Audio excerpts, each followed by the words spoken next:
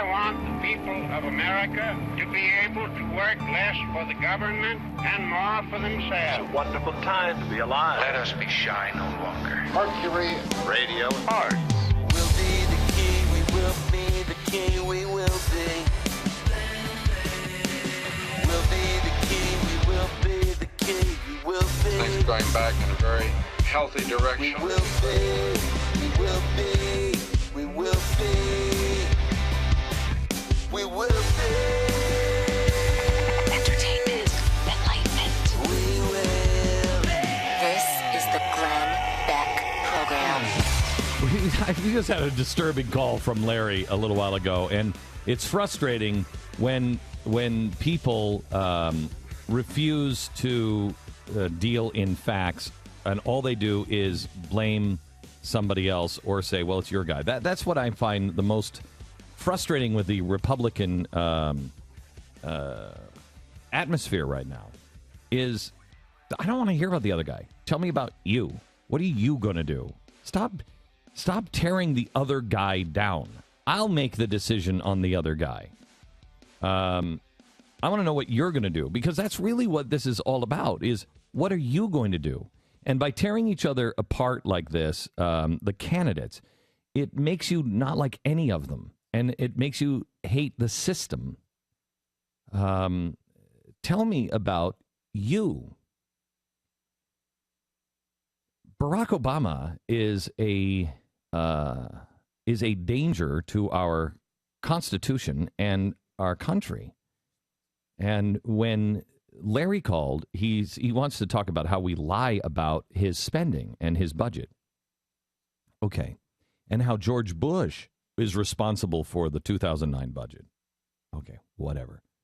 The budget is what was one of my big problems with George W. Bush. His spending was out of control.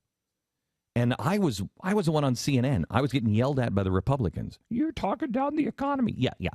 Me and my little show on CNN and on radio is going to talk down the biggest economy in the history of the world. Yep, that's me. Stop. You're talking down the economy. No, it's going to collapse. How's that one for you? So my problem was George W. Bush's spending out of control. It made no sense. What the Fed was doing made no sense. Okay, got it. And the left happily joined me. Look at what George Bush is spending. My gosh, his spending is out of control. You're never going to be able to do it. We have to stop the spending. Okay, good. Larry, I'm sure you were there, because you're still quoting George W. Bush and his spending. But then, and by the way, when George Bush was spending, the excuse was, well, we've got wars. We didn't know we were going to be attacked. Well, all of these things are starting to come undone. We've got all the... At 9/11. At 9/11. All of this stuff didn't matter to the left. Nope. It didn't matter. They have to stop it. It's the most critical thing we can do is shut down the spending. Now, George W. Bush leaves, and in the last 3 years, Barack Obama has spent more than everybody from, I think it's Bill Clinton or George H.W. Bush, all the way to George Washington. Yes. All of it. It took all of those guys. Ronald Reagan, remember what they used to say about Ronald Reagan? One of the worst spenders of all time. He's spending all this money. He's spending a lot more than that. In fact, Ronald Reagan is, I don't know if you know this, from George H.W. Bush. The one right before him was Ronald Reagan. All of the spending that Ronald Reagan and George H.W. Bush, all of that spending, plus everyone before them, all the way to George Washington, combined, he's done in 3 years. 3 years. He has 3 times the amount of spending that George Bush did, that all the left is complaining about. 3 times the rate. Yeah. 3 times the rate. Spending at 3 times the rate. People like Larry, and so did we, had a cow on Bush's spending, getting us $5 trillion, $4 trillion more in debt in 8 years. Right. Obama, take away that first year then, completely. Take that. We gave that to Larry. Eliminate the first year of spending. You're still $4 trillion more in 3 years. It's unbelievable. 3 years. This is And unprecedented spending. And healthcare hasn't even kicked in yet. No. Healthcare is going to skyrocket. No, that it's debt. not. It's going to lower the budget deficit. Yeah, whatever. No, It's already is. up. Healthcare is whatever. already up. Okay, It's already up. Sorry. so But here's they said it was going to lower it. So if you can't admit that your own guy is addicted to spending, then you got a problem. You have a real problem. All you're doing is you're using the same excuse. I was with you then. I was saying that about my guy, quote unquote, my guy, back in 2006 and 7 and 8. I was saying that about the Republicans, spending way too much money. The reason why Larry sounds disingenuous here is because high spending is the central part of his philosophy of government. He's acting as if he's upset about it when Bush was in there. Exactly he was right. acting then, Yes. and now he's fine with it because he Right. likes this level of spending. What he said was, his argument was about George Bush's spending. Oh, George Bush was putting. Okay, all right. How about you guys? How about you guys? How about your guy? Huh? What is he doing now? Because he was lying back when Bush was president.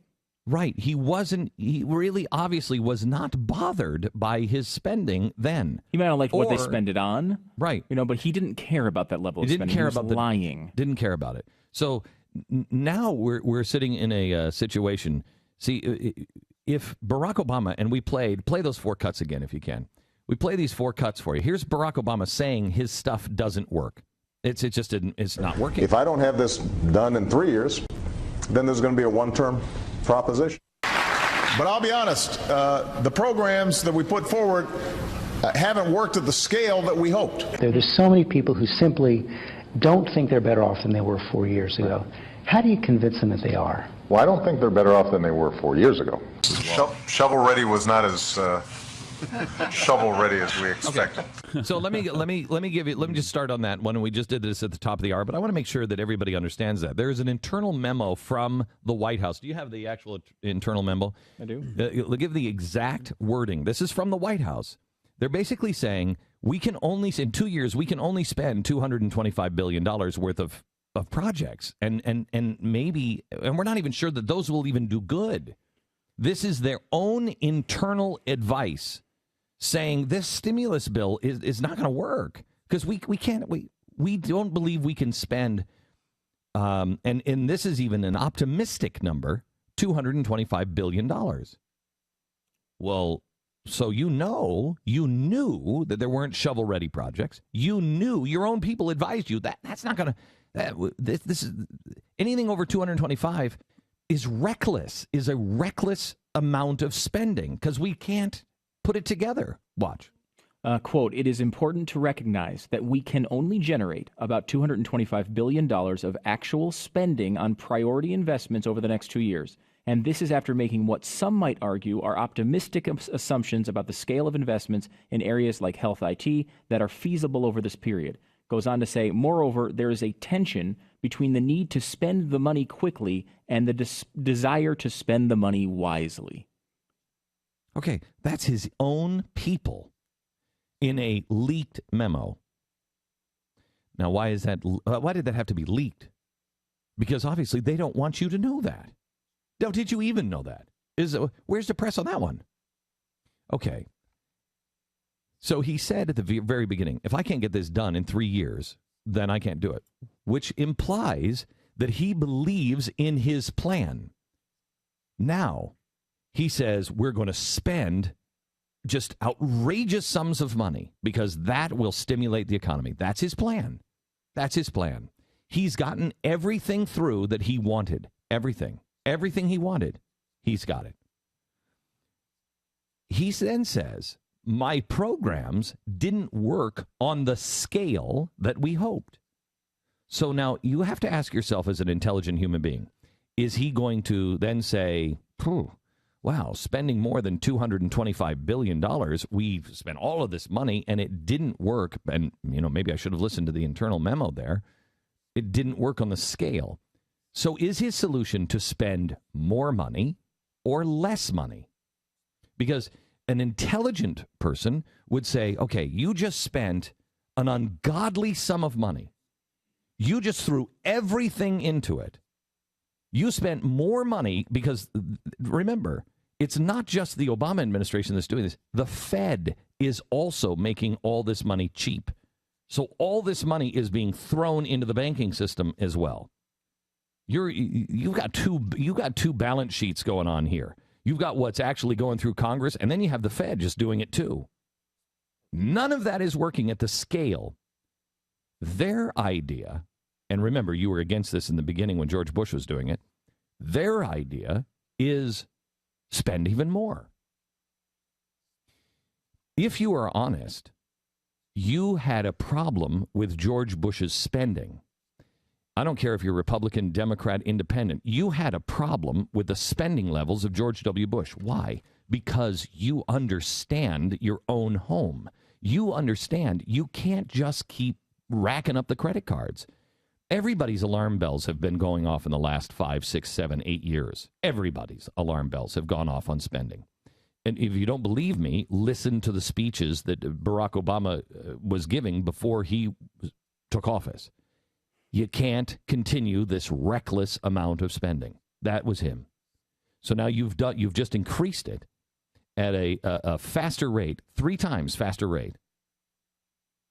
And now you're saying it didn't work on the scale, so let's do it bigger. Let's do it globally. No intelligent human being, no honest, intelligent human being would buy into that. Now, that's why, if you happen to be liberal, that's why you can join forces with so many people now on the Tea Party. You can join forces. We're not going to go down the socialist road. We're not going to sandbag capitalism. But we are going to sandbag gigantic, out-of-control, bloated government. We're with you.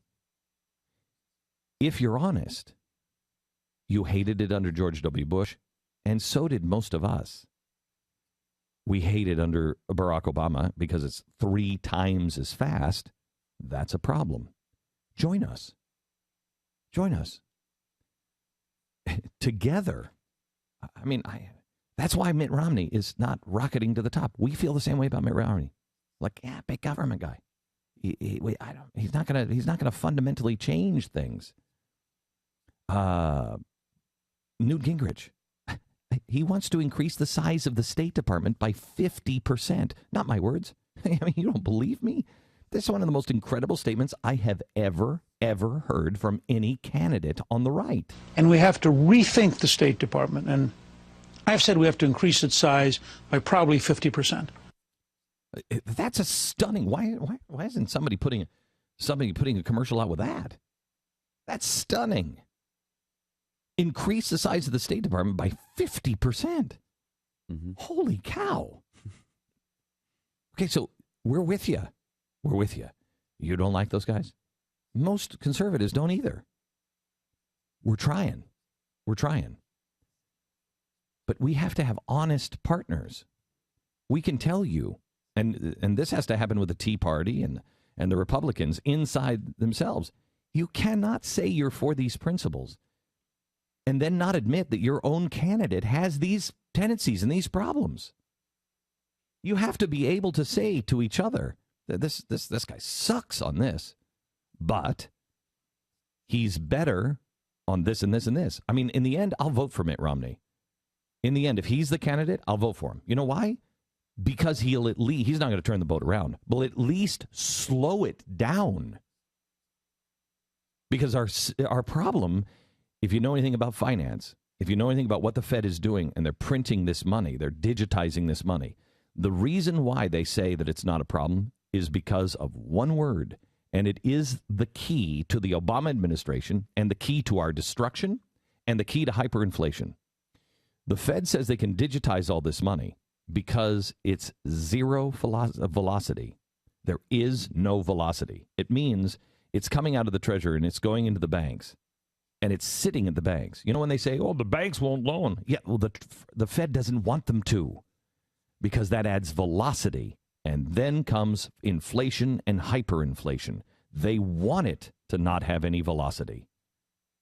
That's the point. It's total destruction if it gets velocity. Our founders tried everything they could in the Constitution to get this process to slow down, grind down, because they didn't want an out-of-control federal government. They wanted you to be able to go, that doesn't work. Bring it back home. Let us do it. We'll fix it. We'll fix it faster. That's why it was designed this way. You can fix it. Massachusetts, you want to have gay marriage and health care and weddings provided by health care providers? I don't really care. That's your state. I don't care what you do. Don't force me to do it.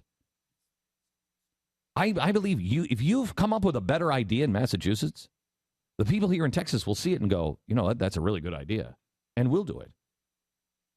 That's the way it's supposed to work.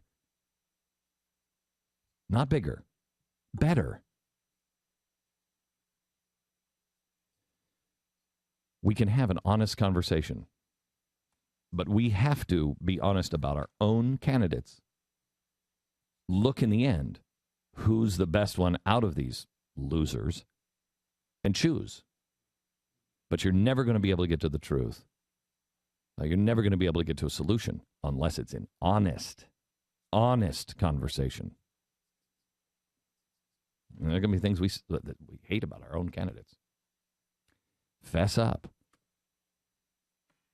Our sponsor this half hour is Goldline. I want you to call 866-GOLDLINE, 1-866-GOLDLINE, or goldline.com. Ask them for the important risk information to find out if buying gold is right for you.